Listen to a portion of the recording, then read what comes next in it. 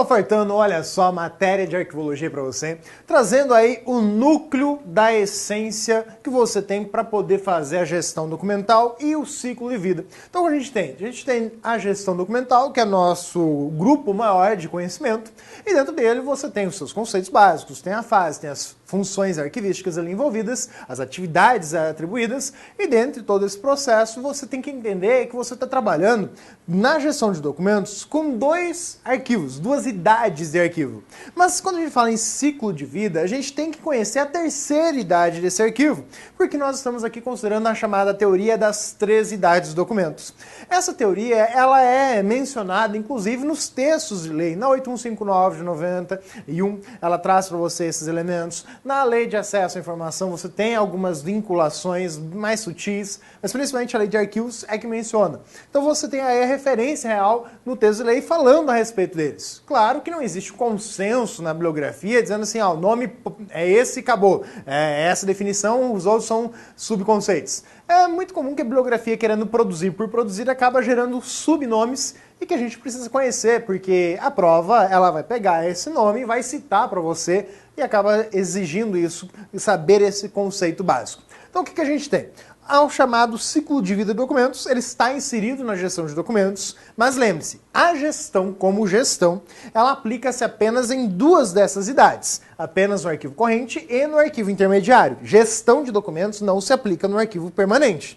Agora, o ciclo de vida como ciclo de vida, nós precisamos entender que existe o terceiro e que compete a ele, quais são as suas prerrogativas e premissas básicas. Bom, então a teoria das 3 idades, ela traz para você 3 idades de arquivo, e realmente mencionada às vezes com essa ideia, primeira, segunda e terceira idade. E aqui é fácil, né? Quando você cria o documento, esse arquivo é novo, é um arquivo que está ali em primeira idade. Agora, com o passar do tempo, ele vai ir para a segunda idade, e com o passar de mais tempo ainda, ele vai ir para a terceira idade, pode ser que ele não sobreviva até isso. Então, ou você chega até a terceira idade, ou você vai falecer antes. Mais ou menos nessa linha de raciocínio é que foi criada essa teoria das 3 idades para um arquivo.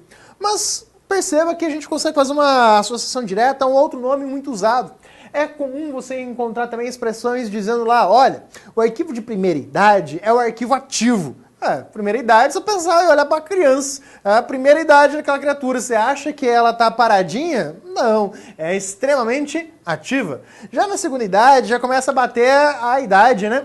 Já começa a sentir dor aqui, dor ali, eu tô travado. Então, ó, você já começa a perceber que você está semi-ativo. Tem uma atividade, ainda tem a sua função, mas está ali, já entrando numa vagarosidade. Essa ideia de velocidade, a ideia de frequência, ela é uma característica dessa segunda idade, que começa a reduzir.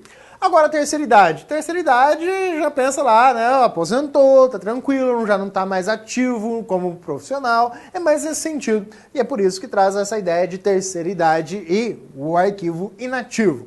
Mas na referência legal a gente tem o arquivo corrente, o arquivo intermediário e o arquivo permanente, que são as nomenclaturas mais comuns. Ainda existem outros nomes que a gente vai mencionando aí conforme a gente vai aprofundando dentro de cada uma dessas referências. Então essa é a nossa teoria das 3 idades. Baseie-se na gestão, no fluxo de um documento que ele vai percorrer dentro desse universo, dentro das 3 idades ditas de um arquivo. Bom, então a gente tem aí, primeiro, conceituar essas idades. Falando do arquivo corrente, nossa primeira idade, ou também mencionado na prova como o arquivo de primeira fase. Então ele é apresentado para você com essa característica, um arquivo de primeira fase do ciclo de vida de documentos, ou ciclo vital de documentos. Essa fase, ela vai ser uma fase que os documentos vão ser usados efetivamente. Então, a consulta aos documentos aqui dentro, ela é frequente. Também pode parecer ali que ele vai ter um alto potencial de uso. Basicamente, a ideia é de que o documento ele é frequentemente utilizado. Tenho que usá-lo assiduamente? Não. Quer dizer que ele pode, às vezes, não estar sendo usado, mas que ele pode vir a ser usado com uma frequência muito grande. Então, ele pode estar ali no arquivo corrente e não estar necessariamente em uso. Mas ele tem uma consulta que pode ser frequente ou espera-se que ela vá trazer uma consulta, um uso frequente a esse documento. E esse documento ele tem que estar próximo à sua entidade produtora. E mais especificamente ainda, a gente está falando aqui dos setores. De um modo geral, o arquivo corrente nada mais é do que o setor, a mesa do servidor. Ué, mas isso é um arquivo? É aí que está o ponto onde que alguns perdem a noção e acabam confundindo a matéria de arquivologia. Quando a gente fala em arquivo corrente, intermediário, principalmente o corrente, é difícil enxergar ele como uma instituição, não é um lugar físico só. Não está centralizado, está tudo condensado dentro dele. Não, o arquivo corrente é a instituição como um todo, são setores divididos ali, todo documento que você está usando. Lembra que a essência de um documento de arquivo é a função, exercer a função específica da instituição, a atividade fim, a atividade meio, mas que ele está sendo utilizado em razão das suas existências. Então, a ideia é que esse documento, esse arquivo corrente, ele vai estar ali colocado na mesa do funcionário, vai estar ali no protocolo para cumprir os trâmites básicos dele. E muitas vezes a gente fala inverso, a gente fala, olha, o protocolo ele atua principalmente com o arquivo corrente. Vamos melhorar, né? Porque normalmente na bibliografia você vai encontrar, ele atua no arquivo corrente.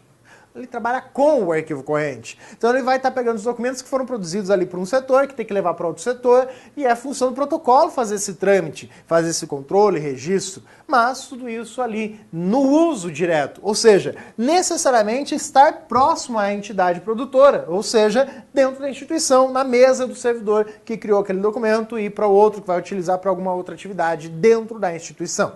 Beleza. E por conta disso ele deve ser de fácil acesso. Pô, e eu tenho que ter o controle de tudo isso, saber se é um documento de arquivo, eu tenho que saber, foi criado, já foi registrado lá no protocolo, que existe esse documento, o protocolo tem o dever de saber se o documento está na mesa do fulano, está com o Beltrano, eu tenho que ter esse controle básico, porque eu preciso ter esse acesso facilitado. De repente alguém precisa de um documento e esse documento está nas mãos de outro servidor.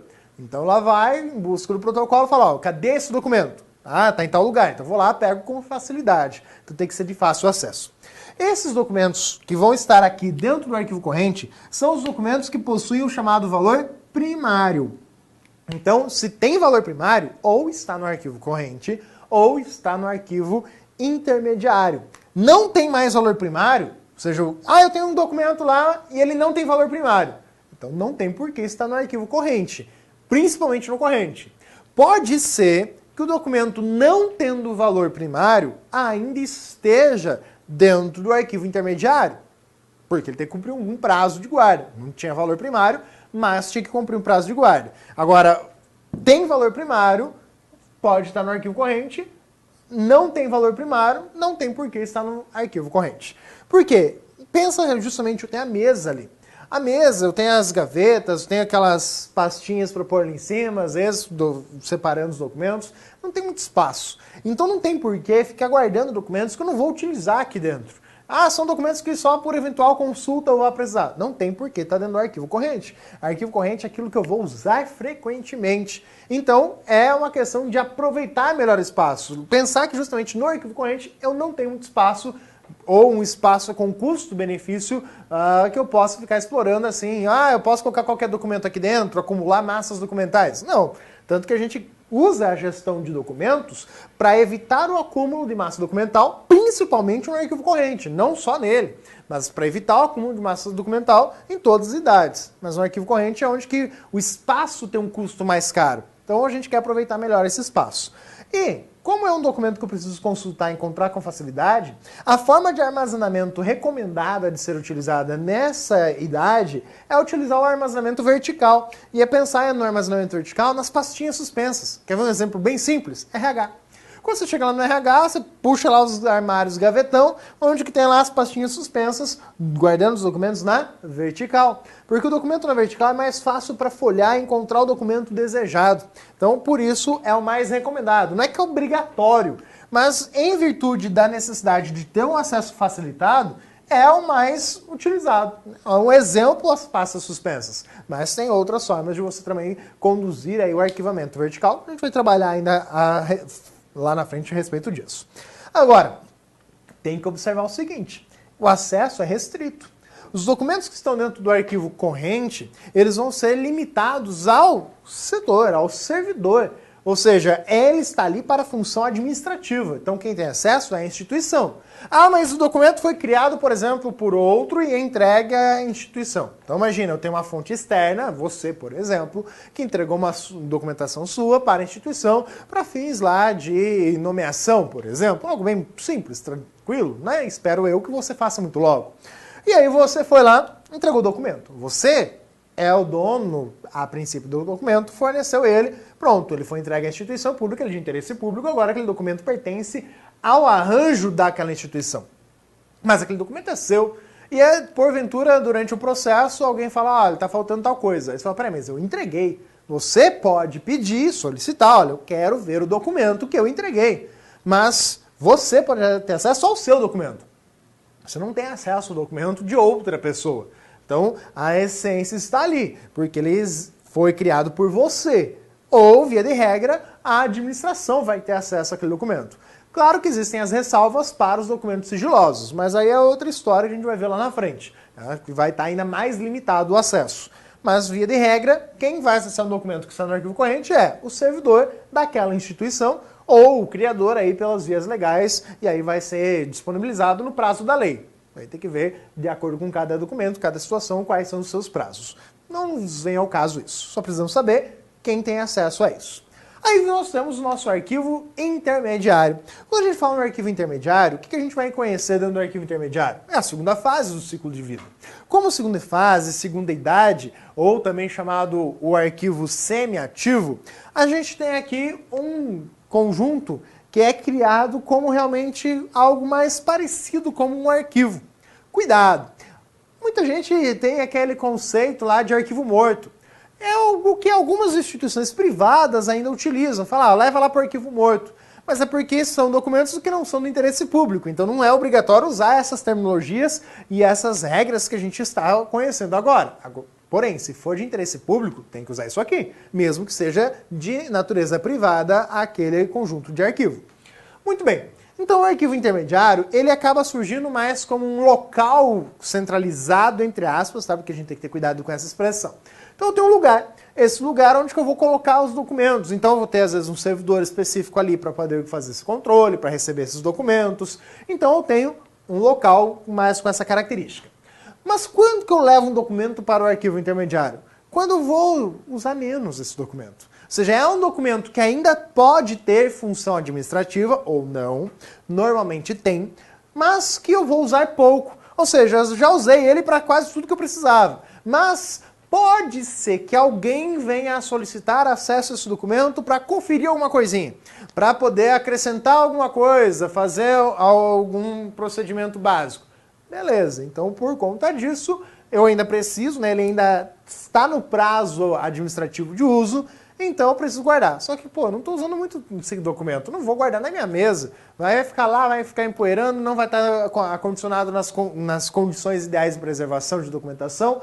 Então, o que eu faço? Esse documento, ele já, cumprindo os prazos de guarda também no arquivo corrente, vai ser levado para o arquivo intermediário, mesmo tendo ainda função administrativa. Mas desde que o seu uso seja pouco frequente. Se ele ainda tiver frequência, falar alta frequência, não pode ser levado para o arquivo intermediário. Vai levar se for de pouca frequência, de um acesso mais escasso, vamos dizer assim. Então esses documentos, eles são guardados ali, por quê? Porque eu preciso.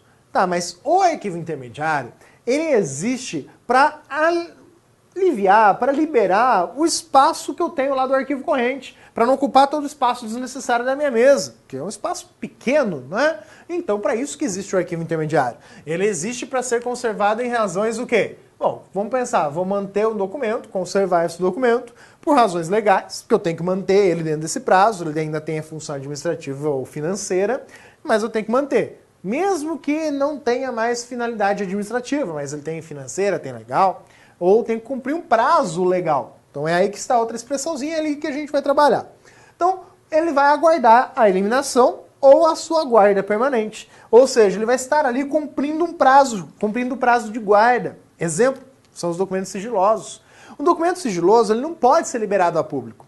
Então, para poder manter ele sobre a restrição de acesso da instituição, onde que eu vou colocar esse documento? Coloco no arquivo intermediário. Ah, mas dá para deixar no arquivo corrente? Você não está mais usando, não tem um uso mais frequente naquele documento. Ah, mas ele é sigiloso. Não tem uso frequente. Para que eu vou ocupar espaço? Eu tenho um arquivo intermediário onde o acesso a esse cara também é restrito, também é limitado para a instituição. Então quem vai conseguir acessar? É só a instituição. Então não vou permitir que um terceiro ou outra pessoa venha e acesse aquele documento. Essa é a ideia. Então por isso que eu vou colocar lá o documento sigiloso. Não tem mais grau de sigilo, ou seja, foi desclassificado, não é mais um documento sigiloso, seja em partes ou em totalidade, mas nos interessa a totalidade. Todo documento não é mais sigiloso, então eu posso eliminá-lo ou guardá-lo permanentemente, porque agora eu não tenho mais um prazo de guarda a cumprir. Então está ali o ponto. Um arquivo intermediário pode ter valor administrativo ou não, mas se não tiver valor administrativo, também chamado de valor primário, ele tem que estar ali por uma razão, porque ele está cumprindo um prazo de guarda, ok? Agora, a essência do lugar. O arquivo intermediário, ele pode estar em um lugar físico diferente da instituição. Então imagina, você tem lá a sua instituição pública, um órgão, ele está localizado no centro nervoso de São Paulo. O espaço físico ali é caro. Um apartamentinho ali de 24 metros quadrados, você vai pagar R$500 mil, tranquilamente. Pois é, então você tem essa relação, espaço caro. Bom, eu preciso guardar o arquivo, comprei um prazo de guarda, algo do gênero, o que eu faço? Vou levar para um lugar mais barato? Vou levar para Campinas? Ah, é próximo relativamente, mas é outra cidade. Pois é, outra cidade, mas lá é mais barato manter do que manter dentro do núcleo nervoso de São Paulo. Então essa é a ideia. Pode ser em um prédio diferente? Pode ser um prédio diferente do lado, pode ser um prédio diferente em outro lugar físico. E aí você vai guardar os seus documentos. Então ele já é um lugar um pouco mais destinado à guarda desses documentos. Então ele aplica melhor as condições de preservação de documentos, as técnicas de conservação. Então ele já tem um perfil mais específico para isso. Ali eu posso trabalhar com acondicionamento vertical ou horizontal, porque a frequência de acesso é pequena.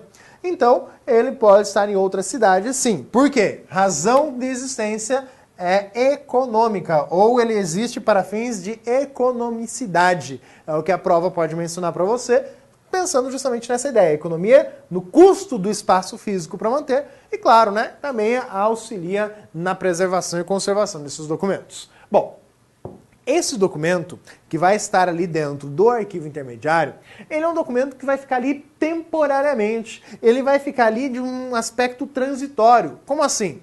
Ele vai passar por ali para cumprir um prazo de guarda, cumprir as definições legais, e depois ou ele vai ser eliminado ou ele vai ser recolhido para a guarda permanente. Então, necessariamente a passagem dele é temporária. Claro que pode ser temporária do tipo 95 anos ali, mas há um tempo definido. Não vai ficar por mais do que isso, não é indefinido.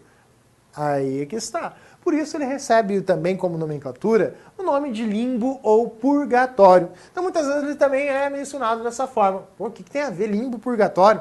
Bom, limbo, se você assistiu alguns filmes aí, vai lembrar da menção daquele espaço mais perdido, mais abandonado. Agora, o purgatório é mais fácil. Você está aqui na Terra, segundo a Bíblia, ou você morrendo, ou você vai para o céu, para o inferno, ou vai parar no purgatório. Teoricamente, o purgatório é um espaço que você vai passar para cumprir ou para pagar as suas dívidas aqui da Terra, para daí, de fé e fato, conseguir entrar no céu. É mais ou menos a mesma linha de raciocínio que criou esse nome. Por quê? Um documento ele vai ser eliminado, para o inferno, ou ele vai para o arquivo permanente, vai ficar lá permanentemente guardado. Mas, às vezes, antes de ir ao arquivo permanente, ele tem que ficar guardado por um tempo, passar ali pelo purgatório. Mais ou menos nessa linha de raciocínio, para ficar fácil também lembrar e ver da onde sai a essência dessas nomenclaturas. Então, o acesso a esse documento é restrito. Quando a gente coloca restrito, quer dizer que a instituição é que pode acessar. Ah, mas eu quero acessar um documento. Aí entra toda a questão da transparência, lei de acesso, a obrigatoriedade da publicidade e tudo mais que a instituição pública tem. Então você pode solicitar o acesso a determinadas informações, desde que não sejam sigilosas, e, claro, no prazo da lei você vai ter acesso a ela. Mas aí é outra história. Tá? Em termos de fluxo de arquivologia, na arquivologia, o acesso de um arquivo, um documento que está no arquivo intermediário ou no arquivo corrente é limitado, é disponibilizado apenas à instituição, à administração, ok? E os valores do documento que estão aqui têm valor primário. Tá? Você não vai ter documentos de valor secundário apenas aqui dentro. Vai ter primário, pode ser que ele tenha valor secundário, ou seja, perdeu o valor primário, mas que está cumprindo o prazo de guarda. Então é onde que eu tenho a maior transitoriedade de aplicação do conceito, ok? Mas aí nós chegamos ao nosso arquivo permanente, na nossa guarda de fé e fato dos documentos. Quando a gente fala no arquivo permanente, para alguns teóricos, alguns referenciais bibliográficos, eles vão dizer que é o arquivo propriamente dito. Mas o intermediário e o arquivo corrente estariam no fluxo da coisa. Mesmo que o intermediário tenha uma cara de arquivo, né, que fica lá, todo mundo no mesmo lugar, mas ainda assim estaria no fluxo, porque está atendendo à necessidade de uso da administração. Agora, o arquivo permanente é realmente onde que eu vou arquivar as coisas. Não se fala em gestão de documentos aqui dentro. Aqui a gente vai falar em arquivamento, em falar dos métodos de arquivamento, você vai falar da preservação, conservação mais assiduamente, porque você está falando realmente onde vão estar acondicionados os arquivos permanentemente, por isso o nome permanente. A ideia é que é a nossa terceira idade ou terceira fase do ciclo de vida de documentos. Aqui você tem os documentos que foram guardados ali justamente porque tem algum valor histórico, um valor probatório, um valor informativo com aspecto histórico, tá? E que pode assumir valor cultural. Não é por ter valor cultural que ele vem para cá, tá? Então pode ter valores culturais, valores científicos, também podem ser mencionados aqui dentro. Mas não tem valor administrativo. Então, documento que está no arquivo permanente não pode ter valor administrativo. Como assim? Se ele tem alguma necessidade de uso em função da sua natureza, ele deveria estar no corrente ou no intermediário. Ele só vai estar aqui por não ter mais valor administrativo, por não ter mais valor primário. E ele está ali para a guarda definitiva. Então vai ficar eternamente ali, não sai. E aí é onde que muita gente erra. Professor, depois que o arquivo vai para o arquivo permanente, tem como levar ele de volta para o arquivo corrente? Não. Ah, tem como levar para o intermediário de volta? Não. Tá no permanente, é permanentemente ali que ele vai permanecer. Não vai sair dali. Se ele chegou até esse ponto, é porque já se cumpriu todo o tempo necessário e possível para o uso do documento. Ah, não usou no tempo que era para usar, fudeu, passou. Prescreveu o prazo, vem para cá e acabou. Essa é a ideia. E a consulta do arquivo permanente é liberada ao público. Claro que, entre aspas, esse liberado ao público, tá? Não quer dizer que você chega lá que nem você entra, por exemplo, numa biblioteca, você vai lá, passa reto e sai procurando, folhando tudo quanto é coisa. Não. Tem toda a necessidade de preservação, conservação ali envolvida, e você não pode sair passando a mão de qualquer jeito em qualquer documento, folhando de qualquer jeito. Então tem o acompanhamento, tem a solicitação para você poder falar, eu quero acessar tal documento, então tem prazo para poder oferecer, e para facilitar muitas vezes a difusão, em qualquer idade na verdade de arquivos, mas principalmente para o público, né? Pensando na difusão de documentos de arquivo para o público em geral, você tem aí técnicas como microfilmagem e digitalização, que daí, principalmente a digitalização, eu consigo fornecer o dado, né, a informação daquele arquivo online. Caso você, depois de consultar a informação, fala, não, eu realmente preciso ver o documento físico, ter acesso, tem alguma coisa ali que eu preciso utilizar, porque eu quero mencionar ele em um processo, algo do gênero, como um documento probatório.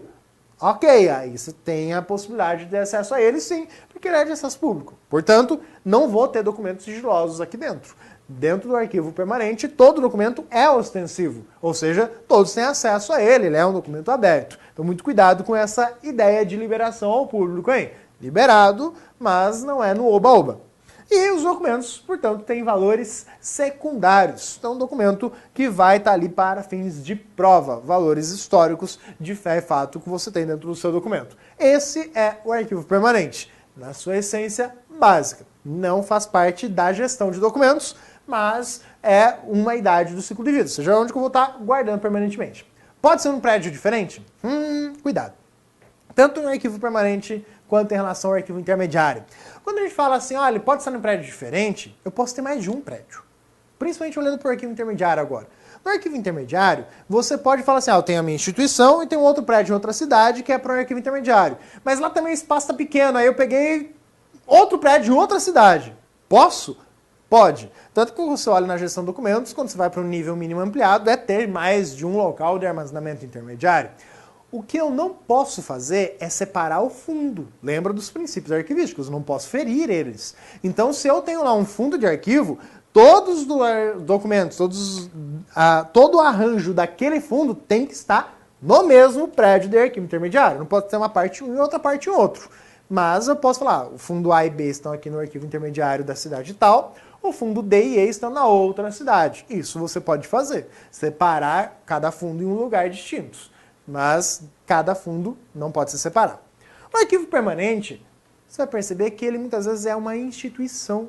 O Arquivo Nacional, por exemplo, e você vai ter um arquivo permanente para cada esfera e cada nível de poder competente. Claro, né? Municipal você vai ter aí o Legislativo e o Executivo, você não tem Judiciário. Agora, estadual e federal, você tem os três, tem Legislativo, Executivo e Judiciário, cada um vai ter o seu órgão de arquivamento permanente. O Arquivo Nacional é um órgão, principalmente aí para fins do Arquivo Executivo. Então você tem aí para cada qual a sua responsabilidade e vinculação, ok? Então isso aqui acaba sendo um arquivo que eu vou recolher realmente. Vou recolher ao arquivo nacional. Então você está falando, estou levando para o arquivo permanente, e aí é o arquivo nacional que tem toda a questão de trato desse daí. Então tem tudo uma necessidade de preservação, regras que nós vamos ver ainda como tratar com elas, que as provas apontam. Mas o que a gente precisa entender é a estrutura, a entidade arquivo permanente, que ela surge como realmente uma instituição nesse caso, ok? Vamos praticar um pouquinho? Vamos lá para o nosso exercício?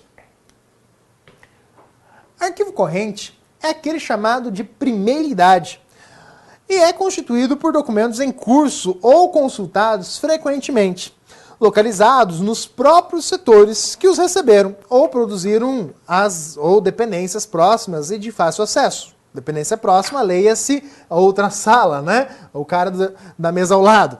De fácil acesso. Assinale a alternativa que indica uma característica não relacionada ao arquivo do tipo corrente. Então ele quer fazer, estou trabalhando com arquivo corrente, eu quero saber o que não está vinculado ao arquivo corrente. Cuidado com a ideia básica das idades aqui citadas. Esse comandinho de questão já dá uma questão de certo e errado, tá? Então fique atento a isso. Já é uma definição pura e exata para você. Mas vamos às alternativas. É a fase em que os documentos são produzidos? Sim. Quando você cria um documento novo, via de regra, esse documento ele vai ser produzido onde? Esse documento ele vai ser produzido e vai ficar ali dentro do arquivo corrente. São os novos documentos. Posso criar um documento e já ir para o arquivo intermediário? Olha, não é uma coisa muito típica ou comum de acontecer. Por quê? Às vezes você vai criar o documento porque ele está executando alguma ação administrativa. Mas existe aí a viabilidade de criar documentos que já nascem com valores históricos, valor secundário, sem um valor primário. Tipo, documento de constituição da instituição. Porque vai lá dizer, a nossa instituição é assim, foi constituída e tal. Basicamente é um documento que mostra para que a instituição foi criada, mas você não vai usar ele na execução das tarefas da instituição. E ele precisa ser guardado para fins históricos, para comprovar quando foi criada e tudo mais aquela instituição. Mais ou menos nessa linha de raciocínio. Então pode criar esses documentos com valor secundário, e é uma possibilidade, sim. Mas via de regra, o arquivo corrente é quem trabalha com os arquivos novos, ok? Olha a alternativa B. É constituído pelos documentos mais novos da instituição? Sim, é a mesma coisa que a alternativa A. A alternativa C apresenta grande frequência em consulta dos seus documentos? Sim, grande frequência. Nessa fase, aguarda uma destinação final. Normalmente, um documento que está no arquivo corrente, ele vai para o arquivo intermediário, para eliminação, ou vai para a destinação final, que é a guarda permanente. Lembra que destinação final é a eliminação guarda permanente. Pode sair do corrente e ir direto para o lixo? Pode sair do corrente e ir direto para o permanente? Pode. Porém, não é muito comum acontecer isso, ok? Então ele não está ali para isso como a questão impõe, né? Ela afirma para você, ele está ali aguardando uma destinação. Não. Quem está na condição de aguardar a destinação final, cumprir um prazo para que ela seja executada, é o intermediário. Então é nesse sentido que você tem. Por isso que das alternativas, a mais errada, vamos dizer assim, né, ou a menos correta, é a última alternativa aí proposta, ok? Segue lá. Acerca da gestão arquivística de documentos, julgue o item que se segue. Quando se envia documentos de arquivo do arquivo corrente para o arquivo intermediário, realiza-se a atividade de transferência? Sim, você está transferindo documentos do corrente para o intermediário, é a transferência. Tranquilas daí. Próxima. O recolhimento consiste na saída de documentos dos arquivos corrente ou intermediários e o seu envio para o arquivo permanente. Sim, você vai enviar para o arquivo permanente. Entrou no arquivo permanente, cuidado. Tanto um quanto o outro, na verdade os três, corrente, intermediário e arquivo permanente. Ao receberem o documento, você tem a aquisição, eles estão recebendo o documento. Agora, o processo de levar do arquivo corrente para o arquivo intermediário, você tem a transferência, e do intermediário ou do corrente para o permanente, você tem o recolhimento, ok? Próxima questãozinha. A organização dos acervos arquivísticos é fundamentada na teoria das três idades. Olha só, é uma coisa bem bacana essa questão pelo seguinte, você vai em bala falar, sim, porque está no contexto da matéria. É aí que tá a pegadinha, fiz de propósito, hein? Por quê? Quando você pega um assunto e fala, tô dentro do assunto e vê uma questão que fala dele, você fala, deve estar certo, né? Porque tá falando do assunto que a gente está estudando. Cuidado. Quando você vai olhar para essa questão, ele está falando na fundamentação do arranjo, da ideia de montar o acervo arquivístico. A teoria das três idades é a teoria do fluxo de vida de um documento. Não é ela quem norteia ou organiza o seu arquivo. Quem norteia a organização básica do seu acervo é o princípio da proveniência. Então, cuidado, é o princípio da proveniência que vai trazer isso, e não a estrutura da teoria das três idades. Então, a teoria das três idades trabalha com o fluxo, gerenciar os documentos, principalmente na fase corrente intermediária, a finalidade de guarda permanente ou eliminação deles. Tranquilo? Pegadinha básica de prova, hein? Errada, portanto, essa questão. Ficamos por aqui. Espero que você tenha pego bastante coisa aí legal da matéria para que na próxima seja cada vez mais fácil nas suas provas. Até mais!